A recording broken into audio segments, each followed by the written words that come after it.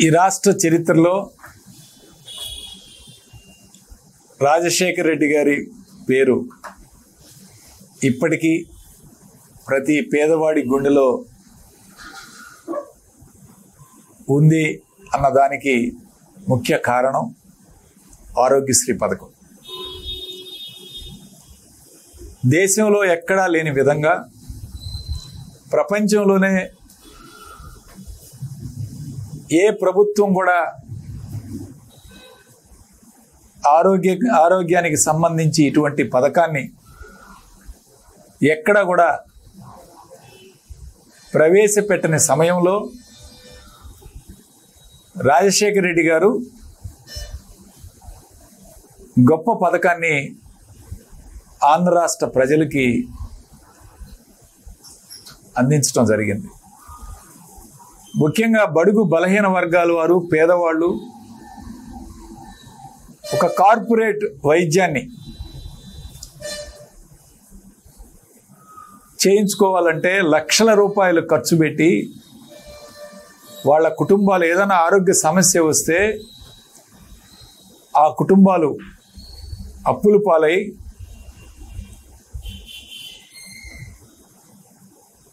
చనిపోయే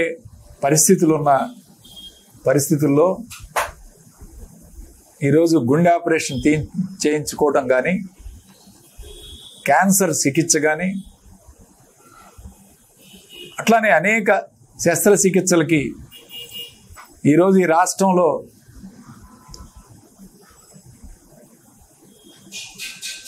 దాదాపు 2000 హాస్పిటల్లో ఆరోగ్యశ్రీ పథకాన్ని నడిపిస్తూ ఉన్నారు. ఏ ప్రభుత్వం వచ్చినా పేరు మార్చడమే కానీ పథకాన్ని తీసివేసే సాహసం ఎవరూ కూడా చేయలేదంటే ఆ పథకం ప్రజల్లోకి ఎంత గొప్పగా వెళ్ళిందో ఈరోజు ప్రతి ఒక్క రాజకీయ నాయకుడికి, ప్రతి ఒక్క ప్రజాప్రతినిధులకి, ప్రతి ఒక్కరికి కూడా ఈరోజు ఆ పథకం యొక్క ప్రాముఖ్యత ఏంటో తెలుసు.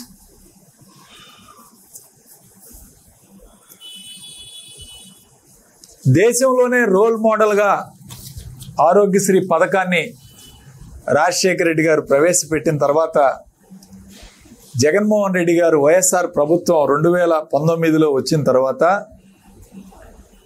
ఈ పథకాన్ని మరింత విస్తృతంగా, అంటే దాదాపు అప్పుడు 1700 జబ్బులుంటే తర్వాత 3700 జబ్బులకి కవరేజ్ వచ్చేటట్టు ఈ ఆరోగ్యశ్రీ పథకాన్ని విస్తృతంగా పెంచే కార్యక్రమం చేయటం జరిగింది. 1000 రూపాయలు ఖర్చు అయ్యే జబ్బును కూడా, అంటే కామన్గా వచ్చే జ్వరాలను కూడా ఇందులోకి తీసుకొచ్చి కోవిడ్ లాంటి మహమ్మారిని ఆరోగ్యశ్రీ పథకం కింద తీసుకొచ్చి దాదాపు 700 చిల్లర కోట్లు కేవలం కోవిడ్ సమయంలోనే ఖర్చు పెట్టడం జరిగింది.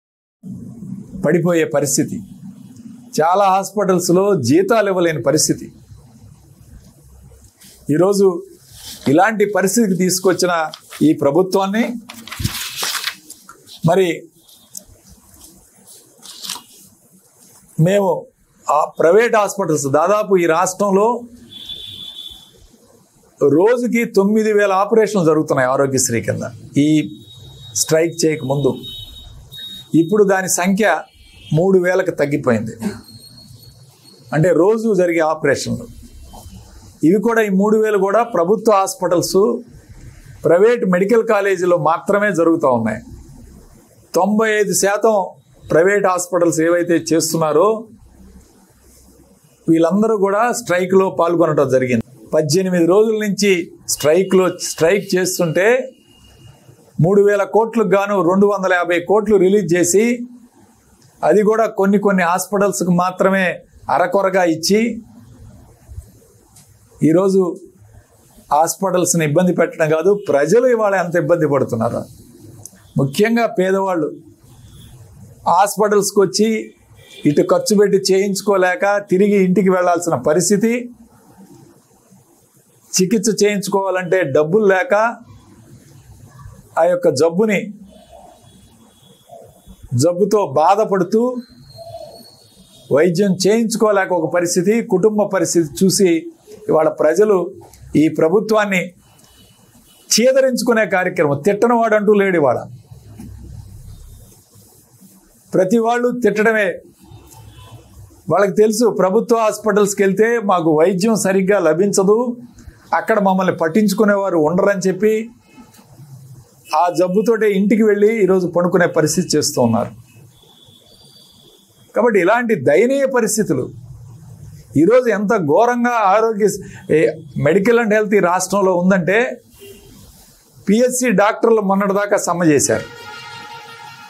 పిహెచ్సి డాక్టర్లు సమ్మెలో పాల్గొంటే దాదాపు 20 రోజుల తర్వాత మినిస్టర్ గారు పిలిచి వాళ్ళతోటి ఏదో నామమాత్రపు చర్చలు జరిపి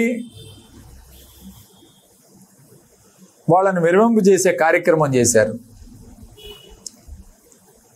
ఒకవైపు పిహెచ్సి డాక్టర్స్ ఇబ్బంది పడుతున్నారు, మరొక వైపు ప్రభుత్వ మెడికల్ కాలేజీలు జగన్మోహన్ రెడ్డి గారు 17 మెడికల్ కాలేజీలు తీస్తే వాటన్నిటినీ కూడా ప్రైవేటు పరంగా పప్పు బెల్లాలాగా అమ్మే కార్యక్రమం మరొక వైపు. ఆరోగ్యశ్రీ నెట్వర్క్ హాస్పిటల్స్కి డబ్బులు ఇవ్వక వాళ్ళని ఇవాళ ఇబ్బంది పెట్టే పరిస్థితి.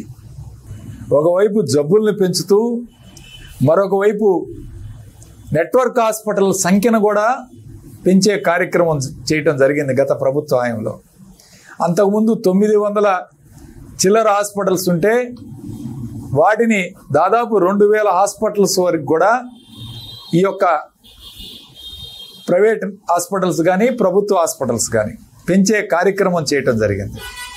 అట్లానే ప్రభుత్వ హాస్పిటల్స్లో కూడా ప్రభుత్వ డాక్టర్లకు కూడా 25% వాటా ఇవ్వాలి ఆరోగ్యశ్రీ నిధుల్లో అని పెట్టి ప్రభుత్వంలో పనిచేస్తున్న డాక్టర్లకు కూడా ఆరోగ్యశ్రీ పథకం ద్వారా కొంత మేలు చేసే కార్యక్రమం కూడా చేయటం జరిగింది. గత ప్రభుత్వం 5 సంవత్సరాల కాలంలో, అంటే వైఎస్ఆర్ ప్రభుత్వం 5 సంవత్సరాల కాలంలో ఈ రాష్ట్రంలో దాదాపు 45 లక్షల మందికి 45,10,000 మందికి 10,000 ప్రొసీజర్లు, ఆపరేషన్లు 5 సంవత్సరాల కాలంలో చేయటం జరిగింది. అంటే సంవత్సరానికి దాదాపు 9 లక్షల మంది ఆరోగ్యశ్రీ కింద వివిధ రకాల జబ్బులకి చికిత్స పొందటం జరిగింది.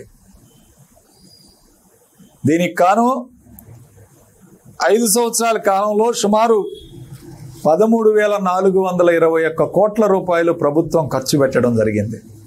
5 సంవత్సరాల కాలంలో 13,421 కోట్లు ఖర్చు పెట్టడం జరిగింది.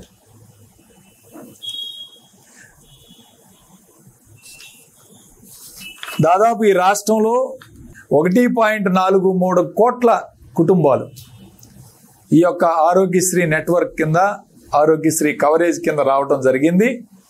గతంలో 5 లక్షల రూపాయలు ఒక్కొక్క కుటుంబానికి బెనిఫిట్ ఉంటే దాన్ని జగన్మోహన్ రెడ్డి గారు 25 లక్షలకు పెంచడం జరిగింది. మరి ఈరోజు ఏం చేస్తున్నారు ఈ ప్రభుత్వం అని చెప్పి కూడా ఒక్కసారి ప్రజలు అర్థం చేసుకోవాలి.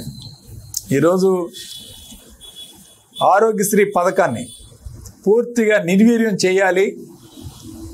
రాజశేఖర రెడ్డి గారి పేరు కానీ, ఆయన తనయుడు జగన్మోహన్ రెడ్డి గారి పేరు కానీ